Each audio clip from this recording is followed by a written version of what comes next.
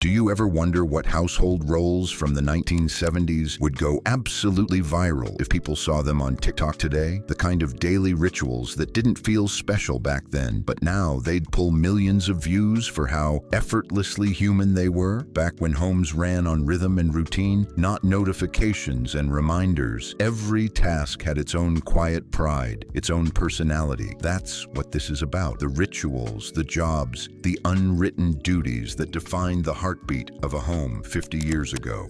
And you might find yourself realizing you remember them more vividly than you thought. Back then, a household wasn't just a place, it was a finely tuned ecosystem. Everyone had a role. And those roles weren't just about chores, they were performances, small expressions of care and craftsmanship, whether it was ironing shirts until they looked like glass, setting out an ashtray for guests, or waiting for the evening news like it was a sacred broadcast. Each action carried its own kind of artistry. Let's step back into that world, one room at a time. You remember the laundry queen, don't you? The one who could fold a fitted sheet like a magician, who could tell the difference between cotton and polyester just by touch. You can almost smell the steam rising from the iron. Hear that soft hiss as the metal plate met damp fabric. Laundry wasn't a weekend chore. It was a weekday ritual. Clotheslines strung across backyards like silent prayer flags, shirts swaying in the sunlight. In the 1970s, doing the laundry meant sorting by color, by texture, by purpose. Whites weren't just whites. They were school shirts, work uniforms, Sunday bests. Today, we throw clothes in a machine and walk away. But back then, you stood there with your hands in warm water, wringing out your life piece by piece. It wasn't just about cleaning fabric. It was about taking care of stories stitched into each thread. Can you still remember that smell of fresh cotton, sun-baked and stiff? When was the last time you felt proud just watching your clothes dry? Then there was the TV guide curator. You might laugh, but it was a real job. Every week, someone in the house, usually the one with the neatest handwriting, would sit at the kitchen table with the paper folded open to the listings. They'd circle shows in blue ink, underline favorites in red, maybe scribble "Don't Miss" next to All in the Family or The Carol Burnett Show. The television wasn't a background hum, it was an event. The whole family built their evening around it. You can picture it now. The sound of the set warming up, that tiny static crackle before the picture appeared. Someone adjusted the antenna with the precision of a surgeon. The glow of the screen lit the room like a hearth. Compare that to today. Endless streaming, constant choice, and no real ritual around it. You scroll, you skip, you half-watch. But back then, missing your show meant waiting a full week or asking a friend to fill you in at school. Do you remember what it felt like to earn your entertainment? Let's talk about the coupon clipper. That was an Olympic-level sport. The kitchen table was their arena, and Sunday newspapers were their treasure map. You'd see them there, scissors in hand, eyes scanning every page like a hawk. They'd cut out tiny rectangles with perfect edges, then stack them in labeled envelopes, groceries, detergent, toilet paper. The sound of scissors slicing through newsprint, the faint ink smell on your fingers, that was economy in action. It wasn't just about saving money, it was about mastery, knowing when a deal was real and when it was a trap. You learned patterns, sales cycles, expiration dates, which stores doubled coupons. Today, we call it budgeting. Back then, it was strategy, pride, and survival, all rolled into one. Imagine showing TikTok your color-coded coupon binder in 1974. It would have gone viral for pure dedication. Do you remember the thrill of handing a stack of coupons to the cashier and watching the total drop, one snip at a time? Then there was the telephone operator of the home, not the switchboard kind, the family kind. Usually mom, sometimes the teenager. The person who knew everyone's schedule, who answered the rotary phone before the second ring, who said, "Hold on, let me see if they're home," with that practiced patience. You can still hear that sound, can't you? The rotary dial clicking back, the low hum of the receiver, the curly cord always just a little tangled.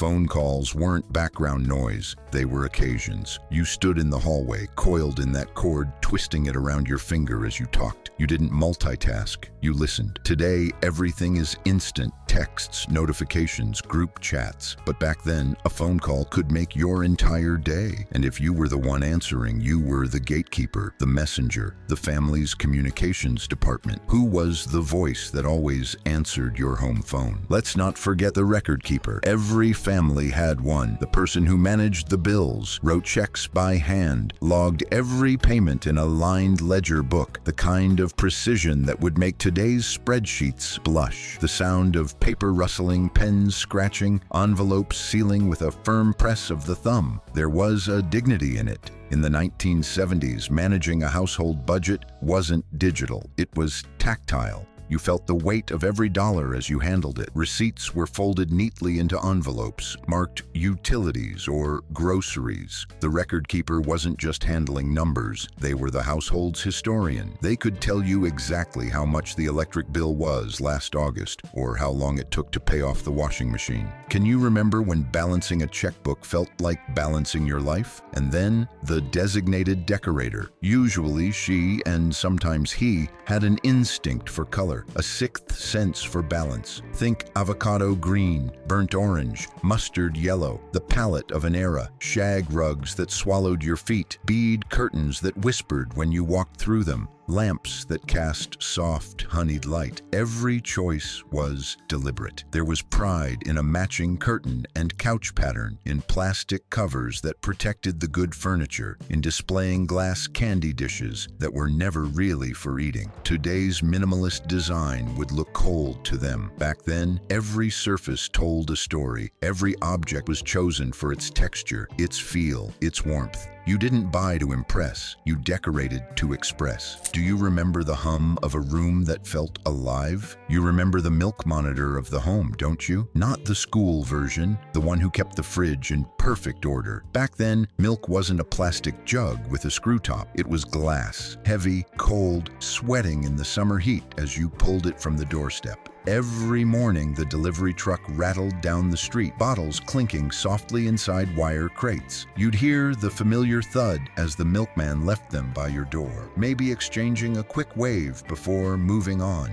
The milk monitor's job was simple but sacred. Bring in the bottles before they warmed, rinse the empties, leave them out for collection. There was pride in that cycle of exchange, the quiet handshake between household and service. Compare that to now, where your groceries appear in brown bags, nameless and automated. Back then, it was personal. The milk had a face, a name, a sound. Can you still hear that faint glass-on-glass chime at dawn? Then there was the photo album curator. This one's emotional. Every family had someone, often mom or grandma, who turned a pile of printed memories into a living archive. You can picture it now. A big, padded photo album with sticky pages, a faint smell of plastic and dust, Polaroids curling slightly at the corners, handwritten captions in blue pen. Easter 1976, first day of school, Dad's new car. Back then, photos weren't taken by the dozen, they were earned. Every shot was deliberate, framed with care, because film cost money and developing took days. You didn't scroll through memories, you waited for them to come back in an envelope. And when they did, the whole family gathered around to look, to laugh, to remember. Today, we take thousands of photos but rarely hold one. Back then, a single picture could hold an entire season. When was the last time you turned a page and felt a memory beneath your fingertips? And what about the recipe keeper? That role alone would be a whole channel today. The person, often your mother, sometimes your grandfather, who maintained the sacred recipe box. Cards yellowed by age, edges curled from years of handling, each one written in careful cursive, stained with drops of oil or tomato sauce. You can almost smell it. The faint sweetness of vanilla extract, the earthy aroma of flour dust hanging in the air. The recipe keeper didn't measure with apps or scales. They measured with memory, with instinct. A pinch meant whatever fit between your fingers. A dash was how much your wrist could flick. They knew exactly how long something had to bake by the smell alone. Today, we search best lasagna recipe on our phones. Back then, the best recipe was the one you were trusted with, passed down, not downloaded. Whose handwriting still lives in your family's recipe box? Then came the fixer. Every home had one, the person who refused to throw anything away. Broken toaster, they'd open it up, screwdriver in hand, muttering about loose wires. Squeaky door, out came the oil can. The fixer knew how things worked, not just how to replace them. You can still smell the faint tang of metal, hear the rattle of screws in an old tin, feel the cool surface of the workbench,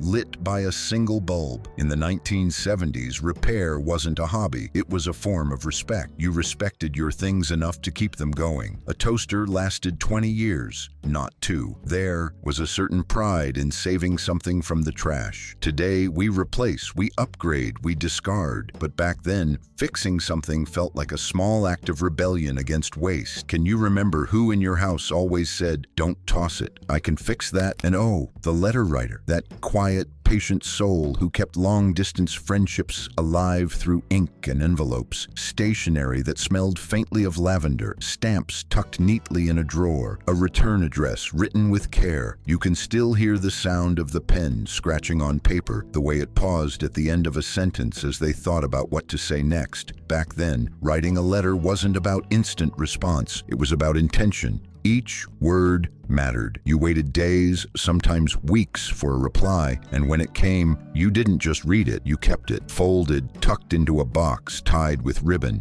That was your chat history. Compare that to the blink of a read receipt today. When was the last time someone's words arrived in your hands instead of your inbox? And every home had the plant whisperer, usually a parent or grandparent who could bring anything back to life with a touch and a glass of water. The smell of soil after watering, the faint mist on the leaves, sunlight slanting across the windowsill, spider plants, ferns, pothos trailing like green waterfalls. Back then, houseplants weren't decor. They were living companions. You didn't buy them for aesthetics. You grew them because they gave the room breath. They were cuttings from neighbors, gifts from friends, tokens of care. Today, it's all about the aesthetic shelf or the rare monstera leaf. But in the 70s, a healthy plant was proof of your patience. Do you remember that sense of pride when a tiny bud finally opened, like a secret whispered only to you? Then there was the neighborly ambassador, the one who knew everyone on the block, who kept an open line between homes. They organized potlucks, collected mail when someone went on vacation, knew whose kid just got their driver's license. You can hear it still, the sound of screen doors creaking, the buzz of lawnmowers on Saturday mornings, the gentle hum of easy conversation over fences. The ambassador kept the neighborhood alive. They made sure no one felt alone. If someone fell ill, meals appeared on their porch. If there was gossip, it was gentle, never cruel. Compare that to now, where we live next to people we barely speak to. Back then, connection wasn't virtual. It was baked into the rhythm of daily life. Who was the one on your street who always said, "Come in for a minute, I'll put the kettle on"? And then the bedtime storyteller. That was a household role all its own. The one who sat on the edge of the bed with a voice soft enough to make you forget the world. Maybe it was a parent, maybe an older sibling. The sound of pages turning, the tick of a clock, the hush of the house settling into night. Back then, stories weren't streamed. They were spoken, passed down, embellished,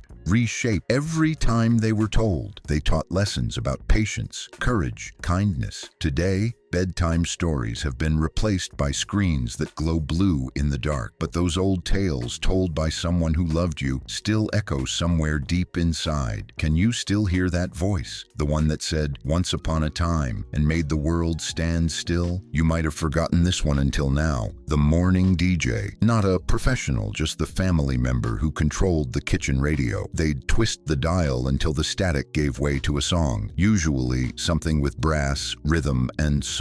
The radio sat on the counter, maybe next to the bread box, its metal antenna bent just so. You could smell toast, hear the butter knife scrape, and in the background, the news, the weather, and the familiar voice of the local DJ greeting you like an old friend. That person didn't just play music, they set the mood. The morning DJ chose songs that made the house come alive, that made getting ready for work or school feel like a little dance. Sometimes they sang along. Sometimes they snapped their fingers. Compare that to today, when music is shuffled, personalized, and invisible. Back then, it was communal. It filled the house like sunlight. Who was your household DJ? The one who made mornings feel like something to look forward to. And then there was the choreographer of chores, the person, often a parent, who somehow turned cleaning day into an organized, rhythmic operation. Saturday mornings were their stage. You remember the sound, vacuum humming, mop sloshing,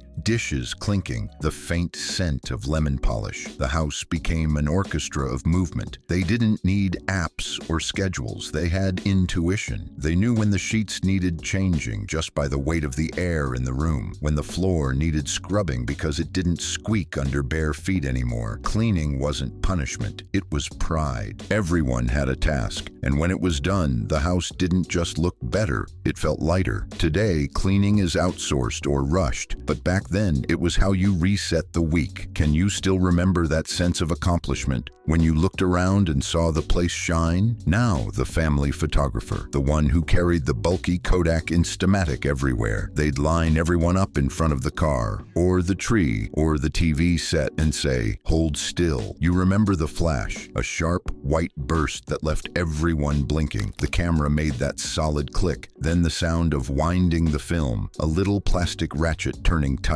Photos weren't just snapshots, they were proof of life, proof that you'd been somewhere, that the moment had happened. And that person behind the camera, they were the silent storyteller. Today, anyone can take a picture, but in the 70s, the family photographer was trusted to frame the family's history. How many of your old albums still hold their work? The slightly crooked smiles, the off-center birthdays, the perfectly imperfect moments. You can't forget the mail sorter. That role belonged to whoever first reached the mailbox each day, usually after the distinct sound of the metal flap closing. The mail itself had texture, stiff envelopes, catalogs, hand-addressed letters, maybe a postcard from a cousin in Florida. You'd spread it out on the table, separating bills from birthdays, coupons from correspondence. Today, most mail is digital noise, but back then it was physical anticipation. Every envelope was a possibility. The mail sorter knew whose handwriting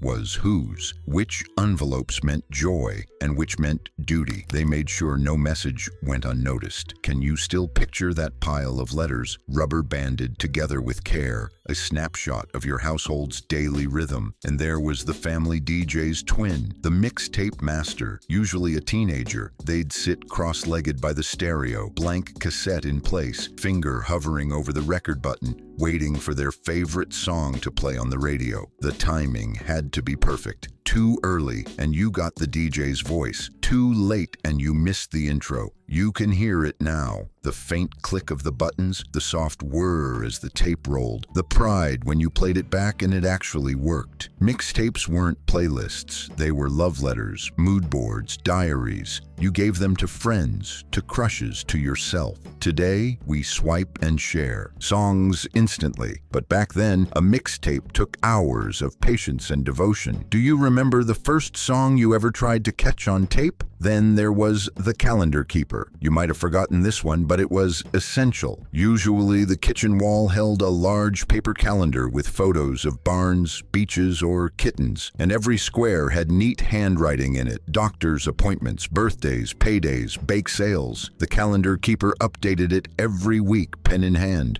cross-checking schedules and circling important days. That single page carried the rhythm of the entire household. When someone asked, "What's happening this week?" you didn't pull out your phone, you pointed at the wall. It was visual, physical, shared. When a month ended, the page turned with a crisp tear, revealing a clean slate. Today, calendars are silent and solitary, but back then, time itself lived on the kitchen wall. Can you still picture that square where your birthday was written, maybe with a little doodle beside it? One of the most underrated roles. The snack artisan, the person who could make something out of nothing. Saltines with peanut butter, celery with cream cheese, Jell-O parfait, popcorn cooked on the stove. You can smell it now. The warm, buttery air filling the kitchen, the faint salt on your fingers. Snacks weren't store-bought, they were inventions. A little sugar, a little patience, and a lot of love. Today, snacks come in boxes and bags, sealed and processed. But back then, a snack was a moment, an act of creativity, of care. You didn't grab it, someone made it for you. Do you remember the taste of popcorn cooked in real oil, shaken by hand in a dented pot? And here's one that defined the era, the ashtray keeper. It sounds strange now, but it was a real position. Someone in the house always made sure the ashtrays were clean before company came over. You can see it, the glass ones, heavy and patterned, resting on the coffee table like ornaments. The faint smoke in the air, the crackle of a lighter, the soft click of the ashtray lid closing. It wasn't glamorous, but it was social ritual. Cigarettes were part of conversation, part of rhythm. Cleaning the ashtrays meant resetting the room, keeping things tidy without interrupting the flow. Today, that ritual would be unthinkable, yet it had its own etiquette, its own care. Can you still remember that sound? The gentle tap of ash against glass, the sigh of smoke curling in the afternoon light. And then came the record flipper, the one who guarded the turntable like it was sacred. They'd ease the needle down, careful not to scratch the vinyl. The first crackle of sound filled the room, warm and alive. When one side ended, they'd wait for the soft thump, then flip it over with reverence. The record flipper wasn't just playing music, they were curating moods, storytelling through sound. Back then, listening was active. You sat down to hear an album, not to fill silence. You memorized the order of songs, the feel of the cover art, the liner notes you read like poetry. Compare that to today's shuffle button. So easy, so empty. Who in your home was trusted to touch the record player? You remember the evening greeter, don't you? The one who stood by the door when someone came home, dad from work, mom from errands, kids from school, and called out, "Hey, you're home." That moment mattered. The sound of keys on the counter, the smell of dinner starting, the soft thump of shoes being kicked off. It was the daily reunion, small but sacred. That roll didn't have a title, but it had a heartbeat. It said, "You belong here." In the 1970s, people noticed when you walked through the door. They looked up, they smiled, they asked about your day. Today, you can come home to silence. Everyone behind screens, presents replaced by pixels. But back then, coming home was an event. Who was your greeter? The person whose face meant you made it back. Then there was the letterbox decorator. That sounds small, but it was an art form. You can picture it, the family name painted neatly on the mailbox, maybe with a flower or a stripe, sometimes even a hand-painted scene. It wasn't about showing off, it was about belonging to a neighborhood, about saying, "This is our home." The smell of wet paint, the hum of bees in the garden, the satisfaction of standing back to admire your work. In those days, homes had personality. Every mailbox, every doorbell, every garden gnome told a story. Compare that to the clean, anonymous sameness of today's housing developments. Back then, even mailboxes had character. Can you still remember the sound of the postman's truck stopping at yours? You can't forget the family playlist keeper before playlists existed. The record organizer, the one who alphabetized vinyls, sorted them by mood or artist, who knew exactly where every favorite lived. You can hear it, the faint scratch of sleeves sliding across one another, the whiff of cardboard and old paper. They didn't need algorithms. They had taste. They could read a room and pick the perfect song. Music in the 70s wasn't just sound, it was identity. The record shelf was your social media page, your story told in album covers. Today, everything's digital and invisible. But back then, someone had to keep the rhythm organized. Who in your family could spend hours just flipping through the collection, lost in the sound before it even started? And then there was the scent curator. You know exactly who I mean. The one who made the house smell like home. Maybe it was from furniture polish, maybe a candle, maybe a pot of cloves simmering on the stove in winter. That scent is still buried in your memory. One whiff of lemon pledge or warm cinnamon, and you're back in your childhood kitchen. This person understood atmosphere. They knew the smell of comfort, fresh sheets, clean floors, baking bread. They didn't talk about aromatherapy. They just knew how to make a house feel alive. Today, you can buy that nostalgia in a jar, but back then, it was made by hand. from habit and care. If your childhood had a smell, what would it be? Now think of the magazine arranger. That living room roll was all about quiet elegance. Stacks of Good Housekeeping, Life, or National Geographic fanned out perfectly on the coffee table. Each one chosen, displayed, and flipped through with gentle fingers. The glossy pages whispered as they turned. It wasn't about decoration, it was about aspiration. Those magazines were portals, glimpses into worlds bigger and brighter. You read them slowly, savoring the photography, the recipes, the ads that felt like art. Compare that to today's scrolling, fast, endless, forgettable. Back then, someone made sure beauty was right there in arm's reach. Do you remember the sound of a magazine cover cracking open for the first time? Then there was the backyard supervisor, usually a parent or grandparent sitting in a lawn chair, cold drink in hand, watching kids run barefoot through sprinklers. The air smelled of cut grass, charcoal, sunscreen. The backyard was an arena of imagination, games made up on the spot, rules bent, laughter loud enough to shake the trees. The supervisor didn't interfere, they presided. Their job was to be the anchor, the watchful presence that made play feel safe. Today, so much childhood happens indoors, mediated by screens. But back then, the yard was freedom, and the watcher by the window was the quiet guardian of joy.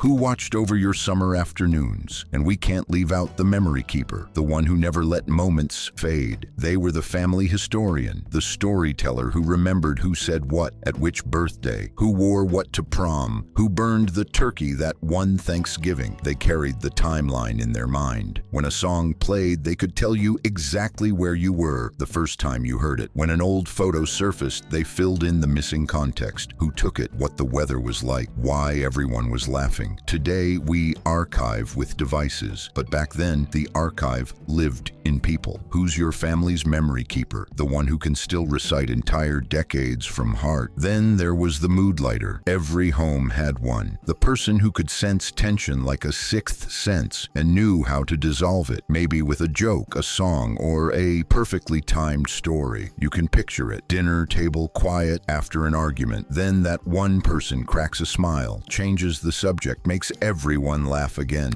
They weren't comedians. They were caretakers of energy. They understood balance. The mood lighter kept the home soft, safe, breathable. Today, we have self-help podcasts for that. Back then, we just had each other. Who in your home had that magic touch? The one who could make everyone exhale. And of course, the timekeeper. The one who kept everything running on rhythm. They'd call out, "We leave in 10," or "Dinner's ready," or "Bedtime." Their voice was the house's heartbeat. No alarms, no calendars, just intuition and authority. They knew when things had to happen, and somehow they made them happen. In the 1970s, life moved slower, but it was never aimless. The timekeeper kept that balance between work and rest, chaos and calm. They made sure mornings started and nights ended. They kept the pulse steady. Who was your house's timekeeper? The one you could set your day by. And last, the Sunday planner, maybe the most underrated role of all. The one who sat down on Sunday afternoon and quietly organized the week ahead. Meals, chores, appointments. They didn't make a show of it. They just made sure the house didn't fall apart. A notepad, a pen, a cup of coffee, the sound of paper tearing from a grocery list. They made the invisible visible. The week had structure because of them. They didn't need reminders or apps. They had memory and intention. Today, we call it mental load. Back then, it was simply part of loving your people. Who did that work in your house? And did anyone ever thank them for it? When you line them all up, the fixer, the coupon clipper, the storyteller, the plant whisperer, the milk monitor, the scent curator, you start to see what the 70s home really was. A living organism powered by care. Every role, every task, every gesture done not for content, not for applause, but for each other. That's why, if these roles resurfaced today, they wouldn't just go viral for the nostalgia. They'd go viral for the reminder